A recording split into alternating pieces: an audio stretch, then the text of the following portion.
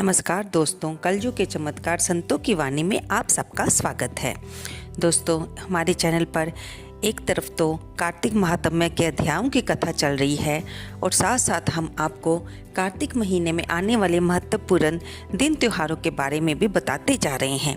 आज की इस वीडियो में हम आपको बताएंगे गोवर्धन पूजा यानी कि अन्नकूट दिवस के बारे में कि ये कब मनाया जाएगा और इस दिन किसकी पूजा की जाती है, ये क्यों मनाया जाता है, इस बारे में हम सारी जानकारी लेंगे।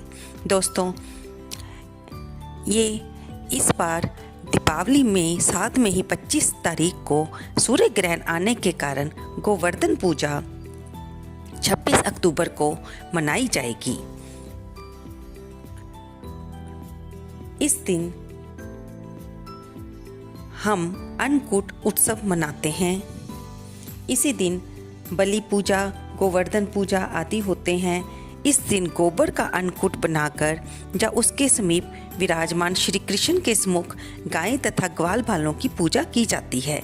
ये ब्रिजवासियों का मुख्य त्योहार है, लेकिन अब इसको देश भर के कोने कोने में मनाया जाता है, क्योंकि भगवान के भक्त तो हर जगह फैले हुए हैं और ये जरूरी नहीं कि अगर वो वृंदावन ना जा सकें तो वे वहाँ पे जहाँ पर वो रहते हैं इस त्यौहार को ना मनाएं।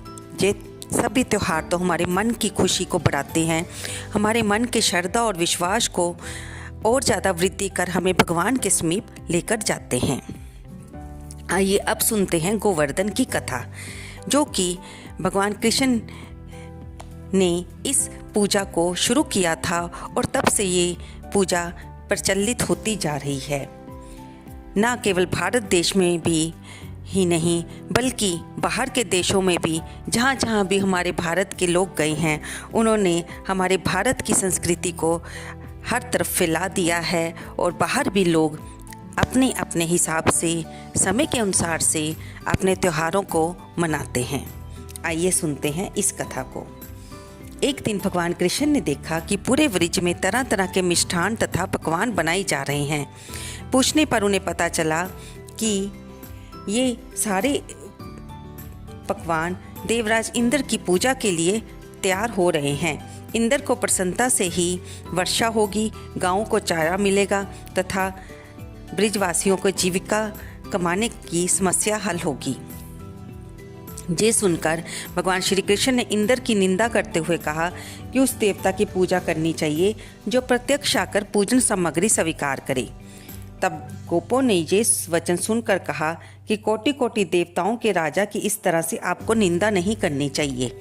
भगवान कृष्ण ने कहा, इंद्र में क्या शक्ति है जो पानी बरसाकर हमारी सहायता करेगा। उससे तो शक्तिशाली तथा सुंदर ये गोवर्धन पर्वत है जो वर्षा का मूल कारण है। हमें इसकी पूजा करनी चाहिए। भगवान श्री कृष्ण के बातों में फंसकर सभी ब्रजवासियों ने घर जाकर गोवर्धन पूजा के लिए चारों ओर धूम मचा दी। इसके पश्चात नंद जी ने ग्वाल गोपांगनों को सहित एक सभा में कृष्ण से पूछा कि इंद्र पूजन से तो दुर्भिक्ष, उत्पीड़न यानी कि अकाल की समस्या समाप्त होगी, चौमासे के सुंदर दिन आएंगे, परंतु गोवर्धन पूजा से हमें क्या लाभ होगा। तब भगवान श्री कृष्ण ने गोवर्धन की पूरी प्रशंसा की और गोप गोपियों की आजीविका का एकमात्र सहारा सिद्ध किया। भगवान की बातें सुनकर समस्त ब्रिजमंडल बहुत प्रभावित हुए और उन्होंने अपने घर जाकर सुंदर सुंदर मिठाइयाँ, पकवान बनाए और पर्वत तराई में कृष्ण द्वारा बनाई विधि से गोवर्धन की पूजा की। भगवान की कृपा से ब्रिजवासियों ने गिरिराज को सभी भोजन सामग्री समर्पित की और उनका आशीर्वाद लिया। भगवान की कृपा से सभी ब्रिजवासियों ने गोवर्धन पूजा की और भगवान ने भी उनका प्रत्यक्ष दर्शन देकर उनका सारा भोग स्वीकार किया। सभी ब्रिजवासी अपना पूजन सफल समझकर प्रसन्न हो रहे थे। तभी नारद इंद्र महोत्सव देखने की इच्छा से ब्रिज आ गए। तब उन्हें पता चला कि श्री कृष्ण की आज्ञा से इस वर्ष इंद्र महोत्सव समाप्त कर दिया गया है और उसके स्थान पर गोवर्धन पूजा की जा रही है। नारद जी इंद्र लोक में पहुंचे और इंद्र को जब सारी बात बताई तो इंद्र ने इसे अपनी मानहानि समझकर मेघों को आज्ञा दी कि वे गोकुल में जाकर पड़ले कालिक मूसलाधार वर्षा से पूरा गांव तहस नहस कर दें, क्योंकि इंद्र भगवान कृष्ण की शक्ति को और उन्हें भगवान नहीं मानता था और उसे ये लगा कि इस पूजा से उसका अपमान हुआ है। दोस्तों, हम आपको बार बार ये बताते आ रहे हैं कि भगवान ये सारी लीलाएं अपने समय समय पर होने वाले इंद्र आदि देवताओं के अहंकार को तोड़ने के लिए, अपने भक्तों के अहंकार को तोड़ने के लिए और अपना सही ढंग से पूजा करवाने के लिए ये लीलाएं करते रहते हैं। भगवान दरअसल इन लीलाओं के जरिए ये जताना चाहते हैं कि हम भगवान की जब पूजा करते हैं तो भगवान हमें सब कुछ देते हैं। बात होती है श्रद्धा और भाव की, जिसे ब्रिजवासियों ने अपने पूरी समर्पण के साथ गोवर्धन की पूजा की और भगवान ने उन्हें गोवर्धन रूप में आकर उस सारी सामग्री को स्वीकार किया और उन्हें आशीर्वाद दिया और इधर इंद्र के अहंकार को तोड़ा। जब इंद्र ने मूसलाधार वर्षा करने के लिए मेघों को आदेश दिया तो पर्वताकार प्रलयकारी बादल ब्रिज की ओर उमड़ पड़े। भयानक वर्षा देखकर ब्रिज मंडल घबरा गया। सभी श्री कृष्ण की शरण में जाकर बोले, भगवान अब हम क्या करें, इंद्र हमारी नगरी को डुबाना चाहता है। तब भगवान कृष्ण ने उन्हें सांत्वना देते हुए कहा कि तुम लोग गौओं सहित गोवर्धन की शरण में चलो, वही तुम्हारी रक्षा करेंगे। अब भगवान कृष्ण ने वहां पहुंचकर गोवर्धन को अपनी कनिष्ठ उंगली पर उठा लिया और 7 दिन तक गोप गोपिकाएं उसी छाया में सुखपूर्वक रहे। भगवान की कृपा से किसी को एक छींटा भी ना लगा। इससे इंद्र को महान आश्चर्य हुआ। तब वह भगवान की महिमा को समझकर तथा अपना गर्व नष्ट जानकर वह स्वयं ब्रिज में गया और भगवान कृष्ण के चरणों में गिरकर अपनी मूर्खता पर बहुत पश्चाताप किया और क्षमा मांगी। 7वें दिन भगवान ने गोवर्धन को नीचे रखा। इसी भांति प्रतिवर्ष गोवर्धन पूजा करके अन्नकूट उत्सव मनाने की आज्ञा दी। तभी से ये उत्सव अन्नकूट के नाम से मनाया जाने लगा।